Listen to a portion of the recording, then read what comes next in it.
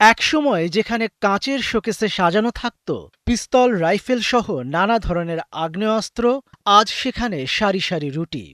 থাইল্যান্ডের রাজধানী ব্যাংককের ৪ দশকের পুরনো অস্ত্রের দোকান সুচার্ট অ্যান্ড ফ্রেন্ডস গান এখন পরিণত হয়েছে একটি জনপ্রিয় বেকারিতে।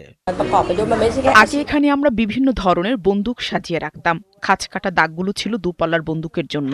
সেগুলো এখানেই সারিবদ্ধভাবে রাখা হতো, কিন্তু এখন সেখানে বিভিন্ন ধরনের ব্রেড সাজিয়ে রাখা হচ্ছে।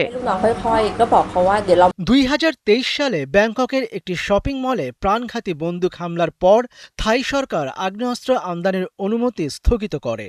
এরপর থেকে অস্ত্র ব্যবসা কার্যত বন্ধ হয়ে যায়। সাম্প্রতিক আরেকটি স্কুলে বন্দুক হামলার পর সরকার অস্ত্র কেনা ও মালিকানার নতুন অনুমতিও স্থগিত করার ঘোষণা দিয়েছে।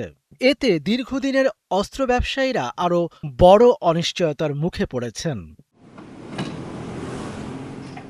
এমন পরিস্থিতিতে ব্যবসা টিকিয়ে রাখতে মাত্র ৫ মাস আগে দোকানটিকে বেকারিতে রূপান্তর করেন দোকানের মালিক ওয়ারিনথন বুনিয়াচাই।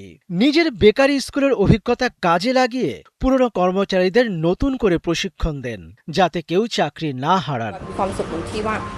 আমি চাইনি আমার কোনো কর্মচারী পিছিয়ে পড়ুক, তাই সবাইকে রুটি তৈরির প্রশিক্ষণ দিয়েছি।